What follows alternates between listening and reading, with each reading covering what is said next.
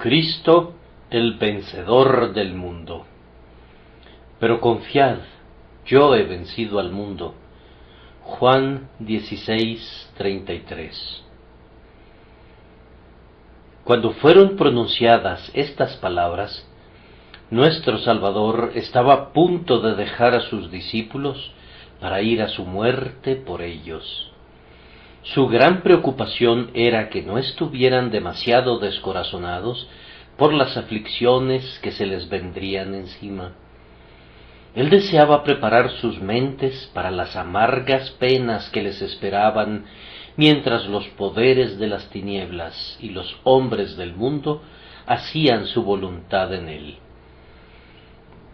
Observen ahora, amados, que nuestro Señor Jesús, en quien habita la infinita sabiduría, conocía todos los secretos manantiales del alivio y todas las santas fuentes de consolación en el cielo y debajo del cielo, y con todo, con el objeto de consolar a sus discípulos, habló, no de los misterios celestiales, ni de los secretos ocultos en el pecho de Dios, sino que habló con respecto a sí mismo.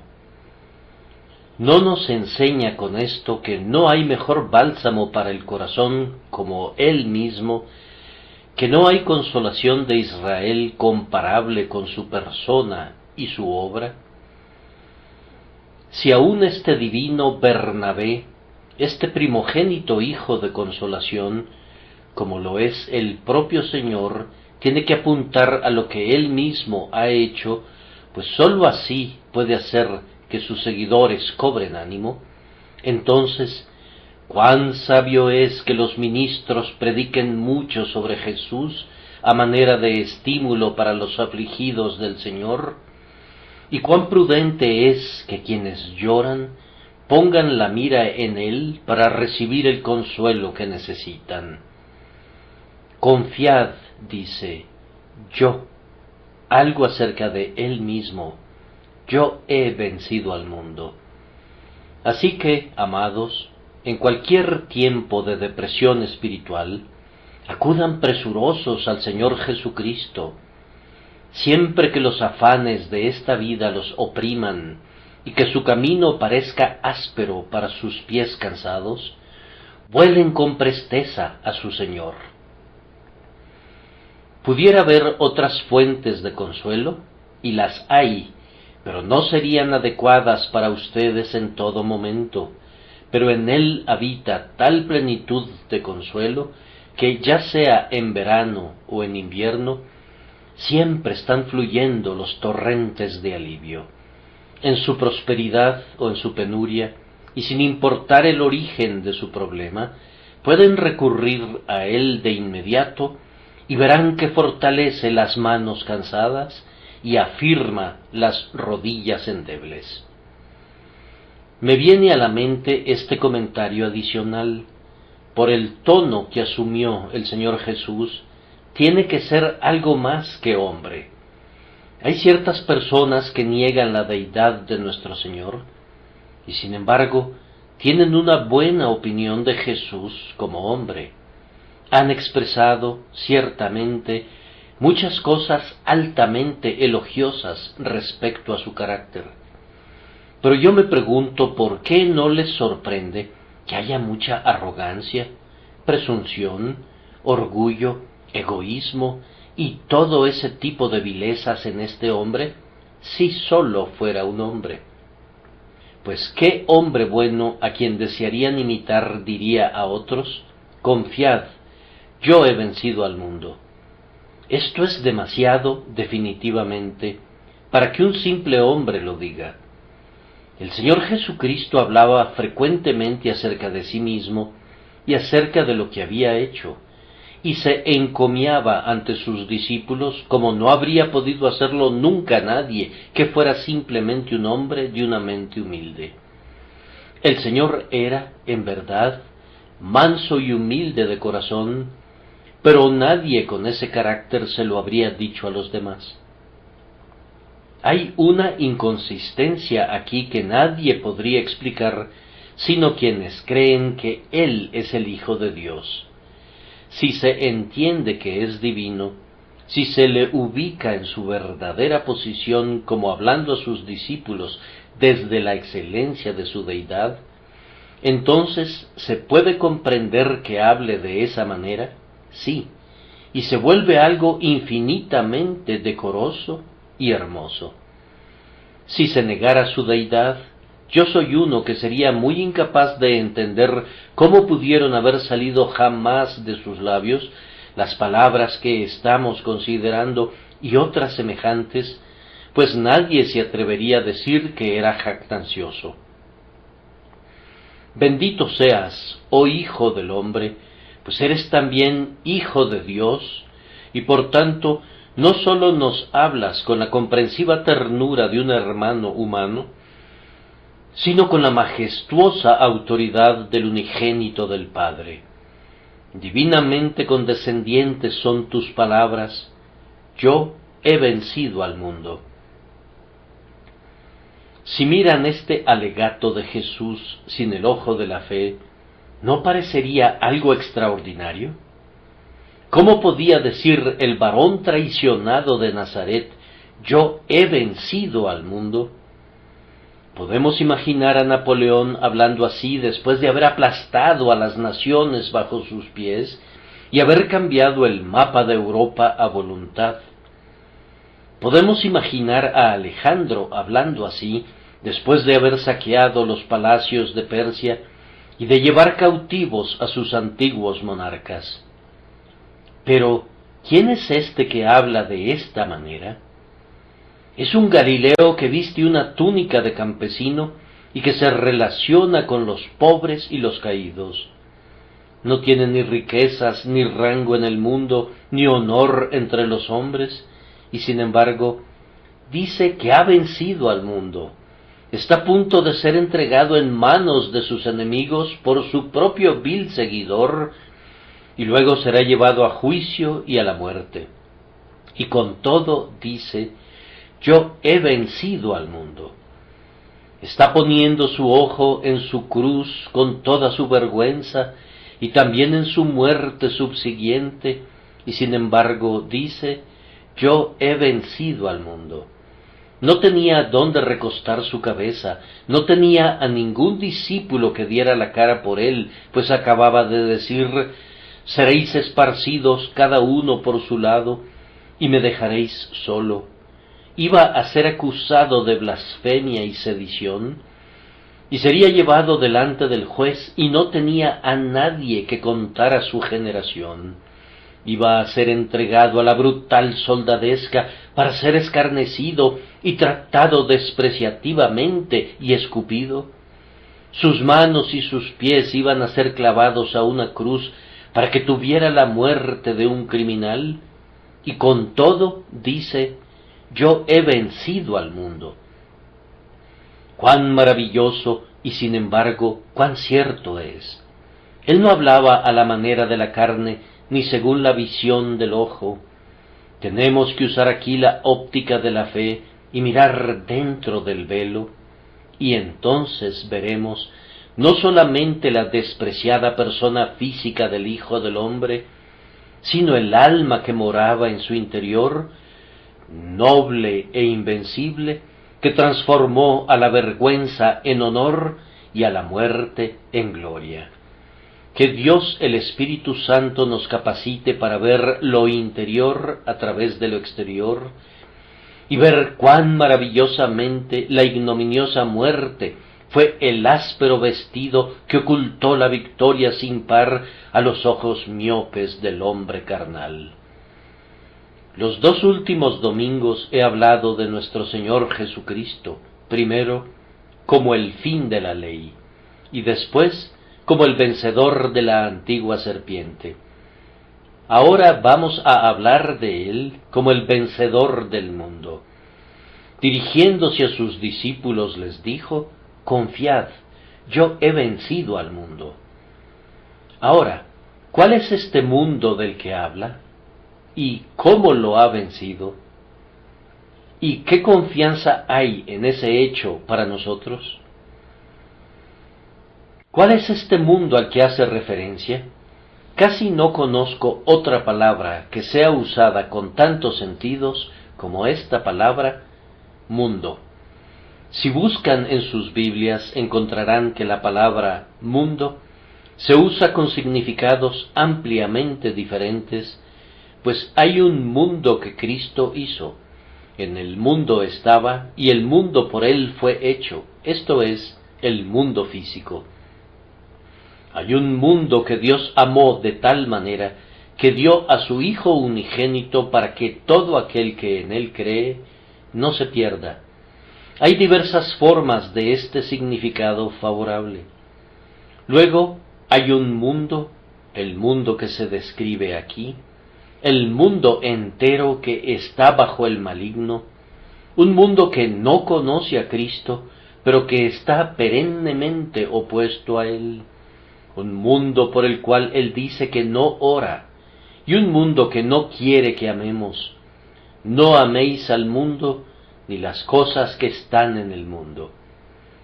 Sin adentrarnos en estos diversos significados y matices de significado que son muy abundantes, digamos simplemente que casi no sabemos cómo definir lo que aquí se quiere describir en un cierto número de palabras, aunque sabemos muy bien cuál es el significado. La Escritura no nos da definiciones, sino que usa el lenguaje en una manera popular, puesto que le habla a la gente común. El mundo es en gran medida el equivalente a la simiente de la serpiente, tema del cual hablamos el domingo pasado. El mundo quiere decir aquí la representación visible de ese espíritu del mal que estaba en la serpiente y que obra ahora en los hijos de desobediencia. Es la forma humana de la misma fuerza maléfica con la que nuestro Señor contendió cuando venció al demonio. Quiere decir el poder del mal en la masa no regenerada de la humanidad, la energía y el poder del pecado que mora en esa porción del mundo que permanece en la muerte y que está bajo el maligno. El demonio es el Dios de este mundo y el príncipe de este mundo, y por tanto, aquel que es amigo de este mundo es enemigo de Dios. El mundo es lo opuesto a la iglesia. Hay una iglesia que Cristo ha redimido y ha elegido del mundo y ha apartado para sí de entre los hombres, y de quienes son renovados por el poder de la gracia divina, dice, no son del mundo, como tampoco yo soy del mundo. Y también dice, porque no sois del mundo, antes yo os elegí del mundo, por eso el mundo os aborrece. Ahora, la parte de la humanidad que no está incluida dentro de los elegidos, de los redimidos, de los llamados, de los salvados, es llamada el mundo. De ellos dice nuestro Señor, Padre justo, el mundo no te ha conocido. Y Juan dice, el mundo no nos conoce porque no le conoció a Él. Este es el poder que exhibe una enemistad mortal contra Cristo y contra sus elegidos. Por esto es llamado el presente siglo malo, mientras que del reino de la gracia se dice el siglo venidero. Este es el mundo del cual se dice todo lo que es nacido de Dios vence al mundo. Ustedes verán que el mundo incluye a los propios impíos, así como también a la fuerza del mal en ellos, pero los identifica no como criaturas y ni siquiera como hombres que han pecado, sino como seres no regenerados, carnales y rebeldes, y por tanto como personificaciones vivientes de un poder maligno que obra en contra de Dios. Y así leemos acerca del mundo de los impíos. Tal vez debería agregar que de la existencia de los inconversos y de la prevalencia del pecado en ellos han surgido ciertas costumbres, modas, máximas, reglas, modos, maneras y fuerzas, y todas esas cosas pasan a constituir lo que se llama el mundo, y hay ciertos principios, deseos, concupiscencias, gobiernos y poderes que también conforman una parte del mal que es llamado el mundo. Jesús dice: mi reino no es de este mundo. Santiago habla de la necesidad que hay de guardarse sin mancha del mundo. Juan dice: el mundo pasa y sus deseos. Y Pablo dice: no os conforméis a este siglo, sino transformaos. Además, puedo decir que la presente constitución y el arreglo de todas las cosas en esta condición caída pueden ser incluidos en el término mundo, pues todo está sujeto a la vanidad en razón del pecado, y las cosas no son hoy acordes con el plan original del Altísimo, pues fueron diseñadas para el hombre en su inocencia. He aquí, hay tribulaciones y problemas que brotan de nuestra propia existencia en esta vida, de la cual se dice: en el mundo tendréis aflicción. A muchos hijos de Dios les han sobrevenido hambre, enfermedad, sufrimiento, asperezas y varias formas de mal que no pertenecen al mundo venidero ni al reino que Cristo ha establecido, pero que les sobrevienen porque están en este presente siglo malo, que se ha vuelto así porque la raza humana ha caído bajo la maldición y la consecuencia del pecado. Ahora el mundo consiste en todos esos elementos tomados en su conjunto, esta gran conglomeración de ruina entre los hombres, este mal que mora por aquí y por allá y por todas partes a donde los hombres han sido esparcidos. Eso es lo que llamamos mundo. Cada uno de nosotros sabe lo que es, pero nos resulta difícil explicarlo a los demás, y tal vez, mientras lo explico, estoy más bien confundiendo que orientando. Ustedes saben precisamente qué es el mundo para algunos de ustedes. No es más que su propia familia pequeña, como forma externa, pero es mucho más en cuanto a influencia.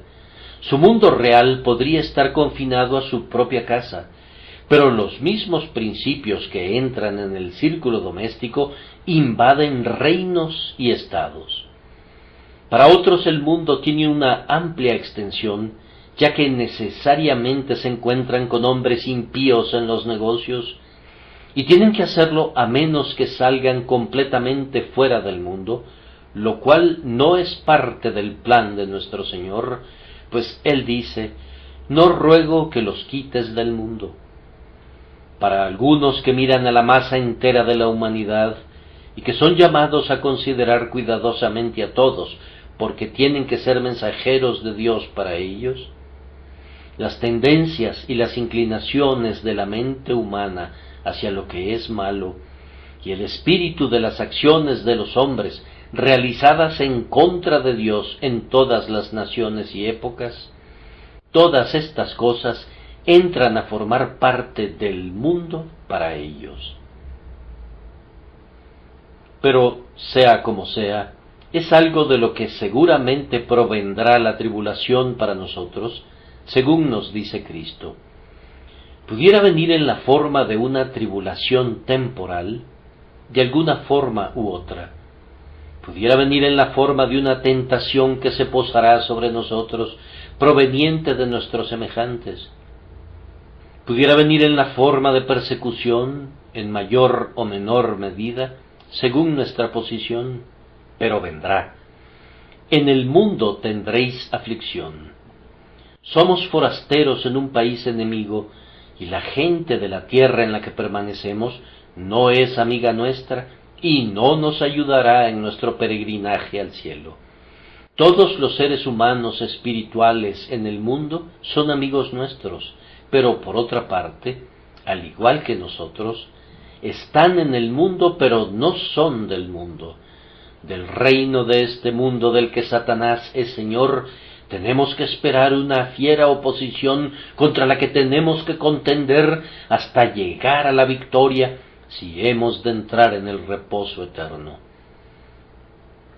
Ahora, en segundo lugar, esto me lleva al más interesante tópico de cómo Cristo ha vencido al mundo. Y respondemos, primero, que lo hizo en su vida, luego en su muerte, y luego en su resurrección y en su reinado. Primero, Cristo venció al mundo en su vida. Este es un maravilloso estudio, la victoria sobre el mundo en la vida de Cristo. Yo pienso que esos 30 primeros años, de los cuales sabemos tan poco, constituyeron una maravillosa preparación para su conflicto con el mundo, y que aunque estando nada más en el taller de carpintería, y siendo oscuro y desconocido para el gran mundo exterior, de hecho, no se estaba preparando simplemente para la batalla, sino que ya desde entonces estaba comenzando a vencerlo. En la paciencia que le hizo esperar el tiempo oportuno, vemos la alborada de la victoria. Cuando estamos empeñados en hacer el bien y vemos que el mal y el pecado triunfan por doquier, estamos ansiosos por comenzar. Pero supongan que no fuera la voluntad del grandioso Padre que nos involucráramos de inmediato en la reyerta, entonces cuán fuertemente nos tentaría el mundo a pasar al frente antes de nuestro tiempo. Una transgresión de la disciplina puede ser causada por un exceso de celo, y esto quebranta la ley de la obediencia tanto como lo harían la indolencia o la pereza.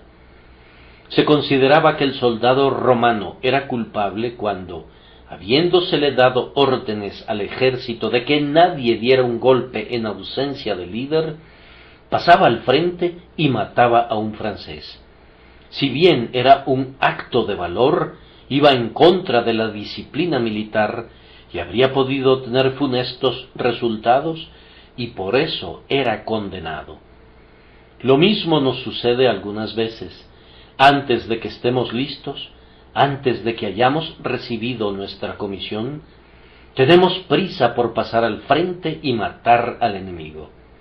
Esta tentación debe de haberle venido del mundo a Cristo.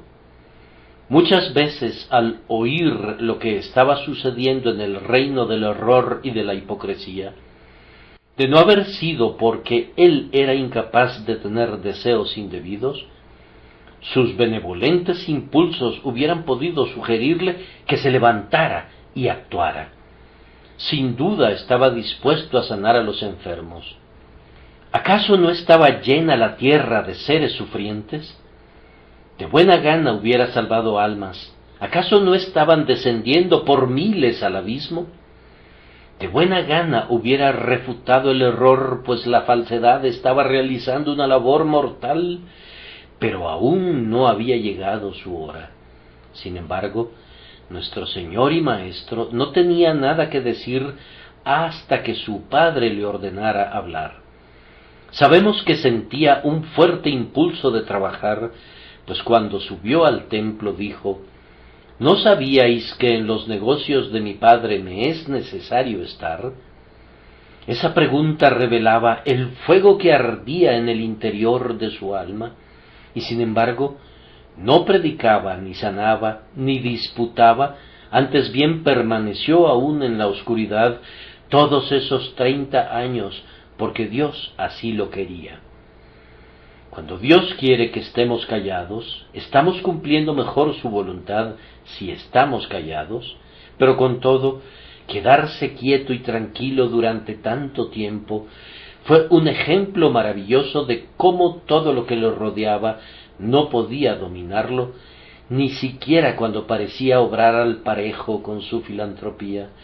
Permaneció siendo obediente a Dios, y así demostró ser el vencedor del mundo.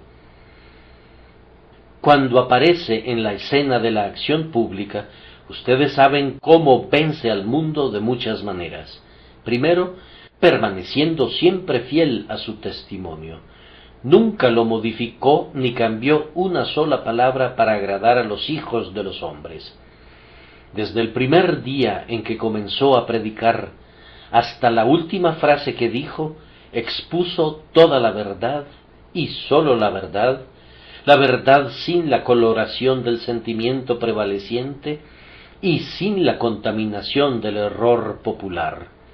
No disfrazó su doctrina a la manera de los jesuitas, dándole una forma especial para que los hombres difícilmente supieran que era el preciso error en el que habían sido educados, sino que hablaba claramente y se oponía a todos los poderes que gobernaban el pensamiento y el credo de la época.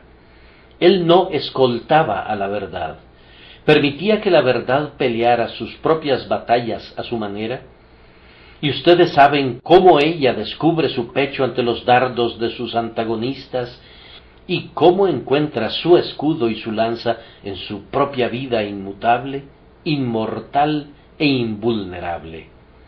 Su lenguaje era confiado, pues él sabía que la verdad vencería a la larga y por tanto exponía su doctrina sin respeto a la época o a sus prejuicios.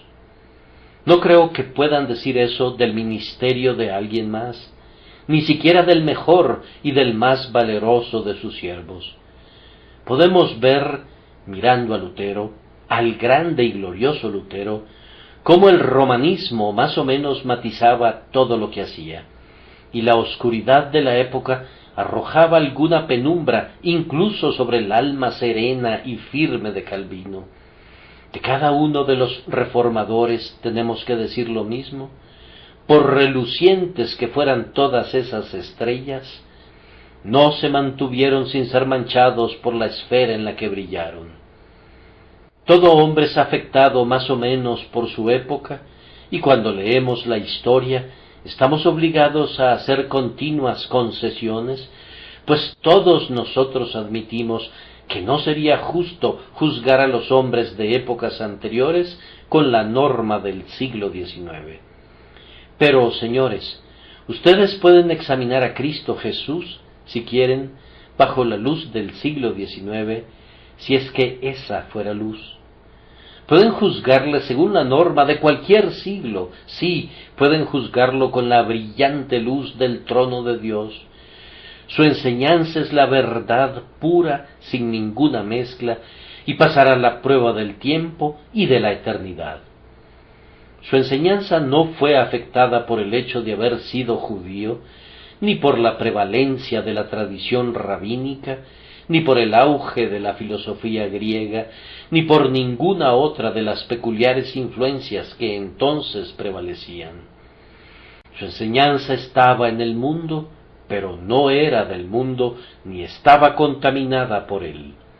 Era la verdad tal como la había recibido del Padre, y el mundo no podía obligarle a añadirle algo, o a sustraerle algo, o a cambiarle algo en el más mínimo grado, y por eso, en ese sentido, él venció al mundo. A continuación, obsérvenlo en la profunda calma que invadía su espíritu cuando recibía la aprobación de los hombres. Nuestro Señor era popular en un grado muy elevado en ciertos momentos. Cómo se congregaba la gente en torno suyo cuando sus benevolentes manos esparcían la salud por todos lados. Cómo le aprobaban cuando los alimentaba. Pero cuán claramente vio el fondo de esa aprobación egoísta y dijo: «Me buscáis porque comisteis el pan y os saciasteis». Nunca perdió el dominio propio, nunca se le ve eufórico por las multitudes que le seguían. No hay ninguna expresión que haya usado jamás que contuviera ni siquiera una sospecha de autoglorificación. En medio de los hosanas, su mente está reposando tranquilamente en Dios. Dejaba las aclamaciones y los aplausos para cobrar fuerzas en la oración que hacía sobre los fríos montes en el aire de medianoche. Practicaba la comunión con Dios y por tanto vivía por encima de las alabanzas de los hombres. Caminaba en medio de ellos, santo, incólume, inmaculado y separado de los pecadores, aun cuando hubieran querido tomarle por la fuerza para hacerle rey. Una vez cabalga en triunfo, como pudiera haberlo hecho a menudo si así lo hubiese querido, pero fue entonces en un estilo tan humilde que su pompa era muy diferente a la pompa de los reyes. Era una manifestación de humildad más bien que un despliegue de majestad. Cabalga en medio de los espontáneos hosanas de los pequeñitos y de las personas que él había bendecido. Cabalga, pero ustedes pueden ver que no se entrega a ninguno de los pensamientos de un conquistador mundano, a ninguna de las altivas ideas del guerrero que regresa de la batalla teñido en sangre. No, él es todavía tan manso y tan tierno y tan amable como siempre lo fue, y su triunfo no tiene ni una pizca de autoexaltación. Había vencido al mundo. ¿Qué podía darle el mundo, hermanos? Con una naturaleza imperial como la suya, en la que la humanidad sostenía una comunión tan íntima con la deidad que es imposible de imaginar, ¿qué había aquí abajo que pudiera provocar orgullo en él? Si la trompeta de la fama hubiera dado su nota más excelsa, ¿qué habría podido ser comparada con los cantos de los querubines y serafines a los que su oído había estado acostumbrado a lo largo de todas las edades? No, aliada con su deidad, su humanidad estaba muy por encima de todas las artes de la adulación y de todos los honores que la humanidad pudiera ofrecerle. Él venció al mundo. Siguió siendo el mismo cuando el mundo probó un plan alternativo con él. Le frunció el entrecejo, pero él seguía estando tranquilo. Acababa apenas de comenzar a predicar y ya querían despeñarle desde la cumbre del monte. ¿No esperas que cuando lo llevan apresuradamente para lanzarlo al precipicio se vuelva contra ellos y que al menos los denuncie con ardientes palabras como las que solía decir Elías? Pero no dice ni una sola palabra de enojo. Pasa por en medio de ellos y se va.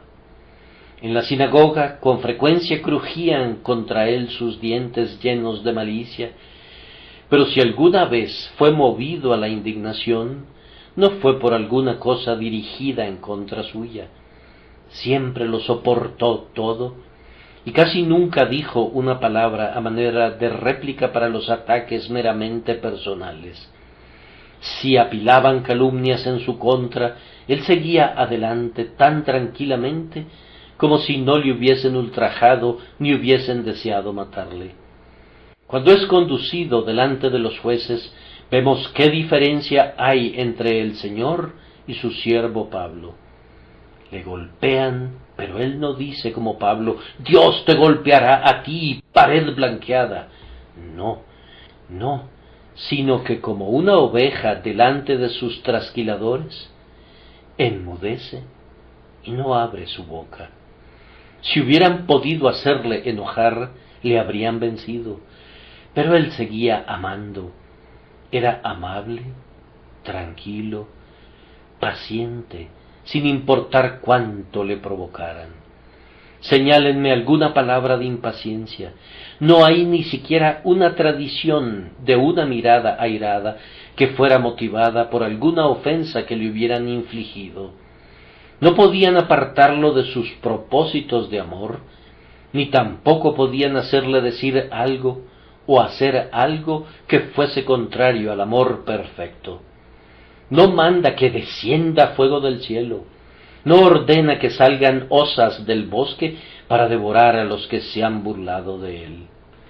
No, él puede decir: yo he vencido al mundo, pues ya sea que le sonría o que le frunza el ceño, en la perfecta paz y quietud de su espíritu, en la deliciosa calma de la comunión con Dios, el varón de dolores continúa venciendo en su camino. Su victoria se verá en otra forma. Él venció al mundo en cuanto a la abnegación de sus propósitos. Cuando los hombres se encuentran en un mundo como este, generalmente dicen: ¿cuál es nuestro mercado? ¿Cómo podemos sacarle provecho? Así es como son entrenados desde la niñez. Muchacho, tienes que abrirte paso por ti mismo, concéntrate en poner la mira en tus propios intereses y en progresar en el mundo. El libro que se le recomienda al joven le muestra cómo hacer el mejor uso de todas las cosas para su beneficio. Tiene que cuidar al número uno y considerar la mejor oportunidad. Al muchacho le dicen sus sabios instructores: tienes que velar por ti mismo o nadie velará por ti, y sin importar qué pudieras hacer por otros, tienes que estar doblemente seguro de proteger tus propios intereses. Esa es la prudencia del mundo, la esencia de todas sus políticas, la base de su economía política. Cada individuo y cada nación deben cuidarse a sí mismos. Si desearan algún otro tipo de política o de economía, serían considerados unos teóricos insensatos y probablemente un poco tocados de la cabeza. El ego es el hombre, la ley de autopreservación del mundo es la regla soberana, y nada puede salir correctamente si interfieres con el evangelio del egoísmo. Eso es lo que nos aseguran los Salomones comerciales y políticos. Ahora bien, si miran al Señor Jesucristo cuando estaba en el mundo, no aprenderían nada de tales principios, excepto su condenación. El mundo no pudo vencerle tratando de conducirle a un modo de acción egoísta. ¿Entró alguna vez en su alma, siquiera por un momento, la pregunta de qué podía hacer por él mismo? Había riquezas, pero él no tenía dónde recostar su cabeza. Él había encomendado la pequeña provisión al cuidado de Judas, y en tanto que hubiesen pobres en la tierra, tenían la certeza de participar de lo que había en la bolsa.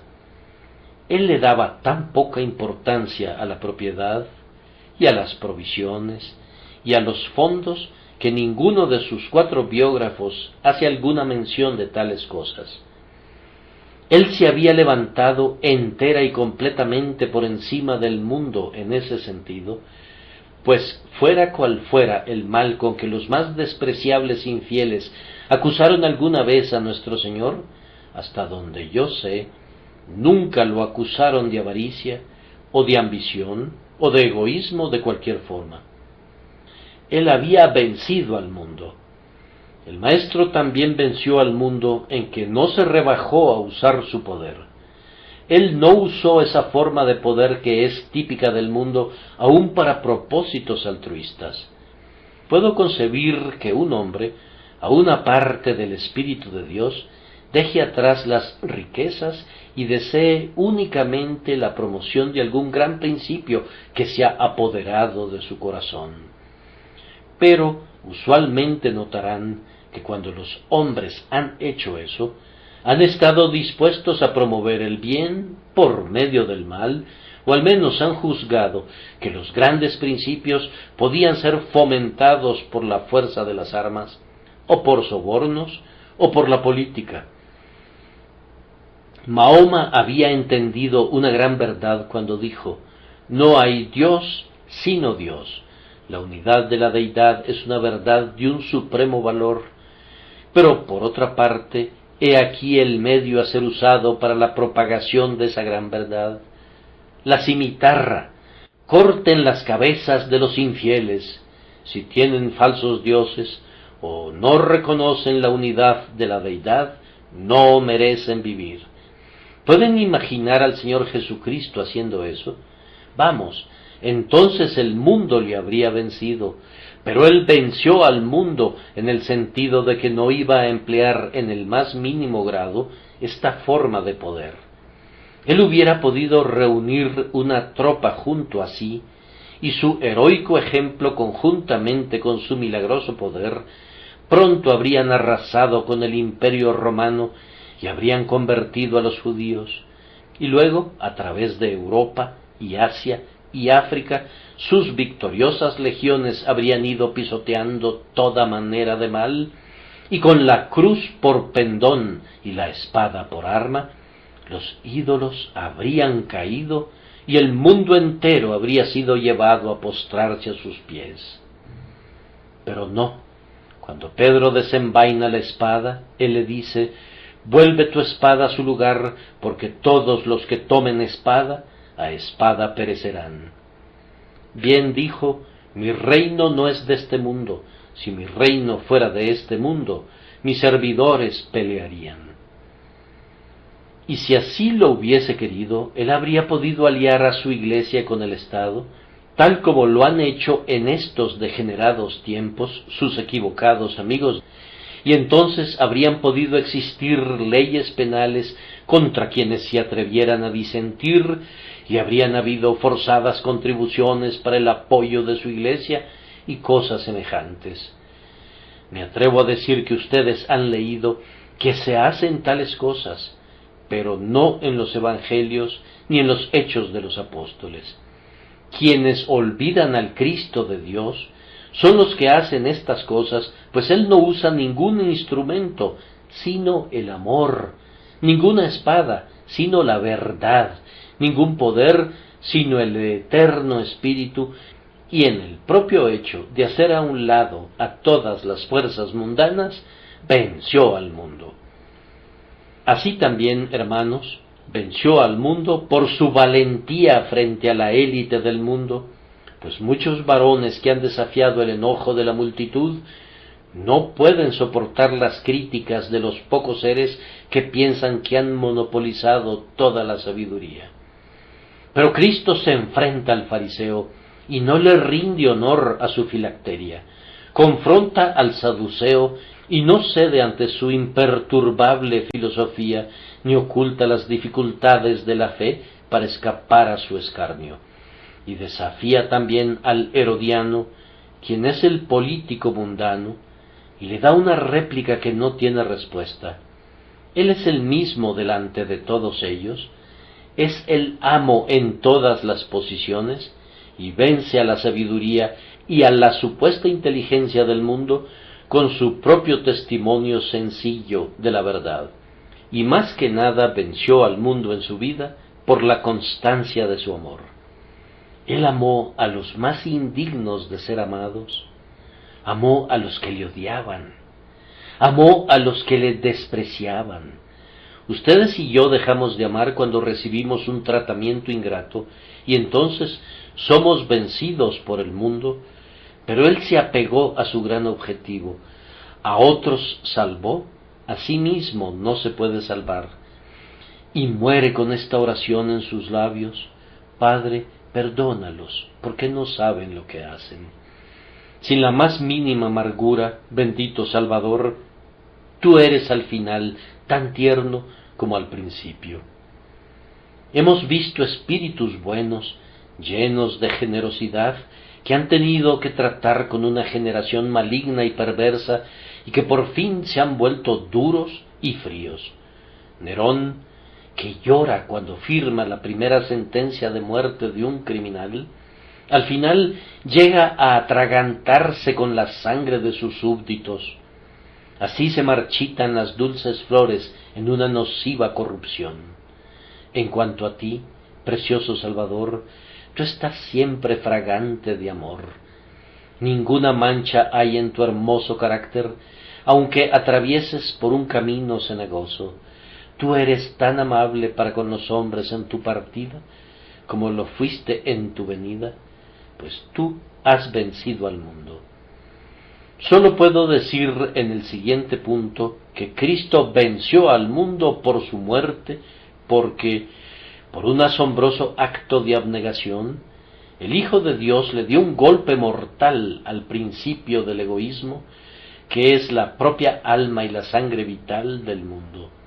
Allí también, al redimir al hombre caído, rescató al hombre del poder que el mundo ejerce sobre él, pues enseñó a los hombres que son redimidos que ya no se pertenecen sino que fueron comprados por precio, y así la redención se convirtió en la nota de libertad de la esclavitud del amor egoísta, y el martillo que rompe los grilletes del mundo y sus concupiscencias.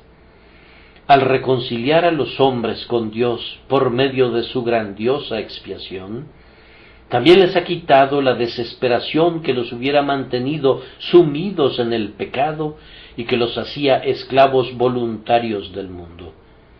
Ahora son perdonados y siendo justificados, son hechos amigos de Dios, y siendo los amigos de Dios, se convierten en enemigos de los enemigos de Dios, y son separados del mundo, y así el mundo es vencido por la muerte de Cristo. Pero principalmente ha vencido por su resurrección y su reino, pues cuando resucitó hirió la cabeza de la serpiente, y esa serpiente es el príncipe de este mundo y tiene dominio sobre él. Cristo ha vencido al príncipe del mundo y lo ha encadenado, y ahora Cristo ha asumido la soberanía sobre todas las cosas de aquí abajo. Dios ha puesto todas las cosas bajo sus pies. En su cinturón están las llaves de la providencia. Él gobierna en medio de la multitud y en las cámaras del concilio de los reyes. Así como José gobernó Egipto para el bien de Israel, así Jehová Jesús gobierna todas las cosas para bien de su pueblo. Ahora el mundo no puede avanzar en la persecución de su pueblo más allá de donde Él se lo permita. Ningún mártir puede arder, ningún confesor puede ser encarcelado sin el permiso de Jesucristo, quien es el Señor de todo, el principado sobre su hombro, y su reino gobierna sobre todo. Hermanos, es un gran gozo para nosotros pensar en el poder reinante de Cristo que ha vencido al mundo. Está aún este otro pensamiento, que Él ha vencido al mundo por el don del Espíritu Santo. Ese don fue prácticamente la conquista del mundo. Jesús ha establecido un reino rival ahora, un reino de amor y justicia. El mundo ya siente su poder por el Espíritu. Yo no creo que haya un lóbrego lugar en el centro de África que no haya sido mejorado hasta cierto punto por la influencia del cristianismo. Aún el desierto se regocija y está alegre por él. Ningún poder bárbaro se atreve a hacer lo que hizo una vez, o si lo hiciera, se alzaría tal clamor contra su crueldad que muy pronto tendría que decir «pecavi», pequé, y confesar sus faltas. En este momento, la piedra que fue cortada, no con mano, ha comenzado a golpear al antiguo Dagón y está cortando su cabeza y las dos palmas de sus manos, y aun su propio tronco será hecho pedazos. No hay ningún poder en este mundo tan vital y tan potente como el poder de Cristo en este día. No digo nada ahora acerca de cosas celestiales y espirituales, sino que hablo únicamente de influencias temporales y morales, y aún en eso la cruz va al frente. Aquel de quien Voltaire dijo que vivía en el ocaso de su vida, va de poder en poder. Es cierto que era el ocaso, pero era el ocaso de la mañana y viene el pleno mediodía. Cada año el nombre de Jesús trae más luz a este pobre mundo. Cada año se apresura el tiempo cuando la cruz, que es el faro de la humanidad, el faro del mundo en medio de la tormenta, brille más y más esplendente sobre aguas turbulentas hasta que venga la grandiosa calma. Esta palabra se volverá más y más universalmente cierta, y yo, si fuere levantado de la tierra, a todos atraeré a mí mismo. Él ha vencido al mundo. Ahora, por último, ¿qué estímulo hay aquí para nosotros? Vamos, primero que si el hombre Cristo Jesús ha vencido al mundo en su mayor maldad, los que están en él vencerán también al mundo por medio del mismo poder que moró en él. Él ha infundido su vida en su pueblo, él ha dado su espíritu para que more en ellos, y serán más que vencedores. Él venció al mundo cuando lo atacó en la peor forma posible, pues él era más pobre que cualquiera de ustedes, estaba más enfermo y más afligido que cualquiera de ustedes, era más despreciado y perseguido que cualquiera de ustedes, y estuvo privado de ciertas consolaciones divinas que Dios ha prometido que nunca quitará a sus santos. Y sin embargo, con todas las posibles desventajas, Cristo venció al mundo. Por tanto, tengan la seguridad de que nosotros también venceremos por su fuerza. Además, Él venció al mundo cuando nadie más lo había vencido. Era como si fuera un leoncillo que nunca había sido derrotado en la lucha, rugía contra él desde la maleza y saltó sobre él en la plenitud de su fuerza. Ahora, si este mayor que Sansón desgarró a ese leoncillo como si fuese un cabrito y lo derribó como algo derrotado, pueden estar seguros de que ahora que es un león viejo, gris y cubierto de heridas propinadas por él desde la antigüedad, nosotros, teniendo la vida y el poder del Señor, lo venceremos también. Bendito sea su nombre. Cuán grande estímulo hay en su victoria. Es como si nos dijera: yo he vencido al mundo, y ustedes, en quienes habito, que están vestidos con mi espíritu, tienen que vencerlo también. Por otra parte, a continuación recuerden que Él venció al mundo como nuestra cabeza y representante, y puede decirse verdaderamente que si los miembros no vencen, entonces la cabeza no ha ganado perfectamente la victoria. Si fuera posible que los miembros fueran derrotados, vamos, entonces la propia cabeza no podría reclamar una victoria completa, puesto que es una con los miembros. Entonces Jesucristo, cabeza y representante de nuestro pacto, en cuyos lomos yacía toda la simiente espiritual, venció al mundo por nosotros, y nosotros vencimos al mundo en Él. Él es nuestro Adán, y lo que Él hizo fue hecho realmente para nosotros y realizado virtualmente por nosotros. Tengan valor entonces, pues ustedes han de vencer. Tiene que sucederles a ustedes lo mismo que a su cabeza. Donde está la cabeza, están los miembros, y como está la cabeza, así tienen que estar los miembros. Por tanto, tengan la seguridad de la rama de palma y de la corona. Y ahora, hermanos, yo les pregunto si no han descubierto que así es. ¿No es cierto en este momento que ustedes han vencido al mundo? ¿Gobierna el yo en ustedes? ¿Están trabajando para adquirir riquezas para su propio engrandecimiento? ¿Están viviendo para ganar honor y fama entre los hombres? ¿Tienen miedo del enojo de los hombres? ¿Son esclavos de la opinión popular? ¿Hacen cosas porque es una costumbre hacerlas? ¿Son esclavos de la moda? Si lo fueran, no saben nada acerca de esta victoria. Pero si son verdaderos cristianos, yo sé lo que pueden decir: Señor, yo soy tu siervo, tú has desatado mis ataduras, a partir de ahora el mundo no tiene ningún dominio sobre mí, y aunque me tiente, me atemorice y me adule, aún así voy a superarlo por el poder de tu Espíritu, pues el amor de Cristo me constriñe, y no vivo para mí ni para las cosas que se ven, sino para Cristo y para las cosas invisibles. Si fuera así, ¿quién ha hecho esto para ustedes? ¿Quién sino Cristo, el vencedor, que es formado en ustedes la esperanza de gloria? Por tanto, tengan confianza, pues han vencido al mundo en virtud de su permanencia en ustedes.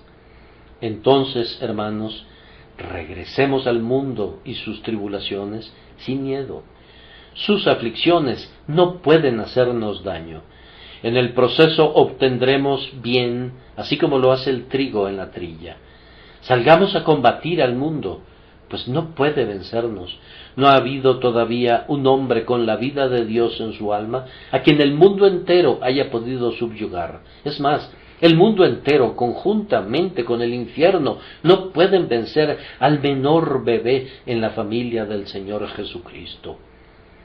He aquí, ustedes están cubiertos con el arnés de la salvación, están vestidos con la cota de malla de la omnipotencia, sus cabezas están protegidas por el casco de la expiación, y Cristo mismo, el Hijo de Dios, es su adalid. Den su grito de combate con valor, no teman, pues es mayor el que está con ustedes que todos los que están en su contra. Se dice de los santos glorificados, y ellos le han vencido por medio de la sangre del Cordero. Y esta es la victoria que ha vencido al mundo, nuestra fe. Por tanto, estén firmes hasta el fin, pues serán más que vencedores por medio de aquel que los ha amado. Amén.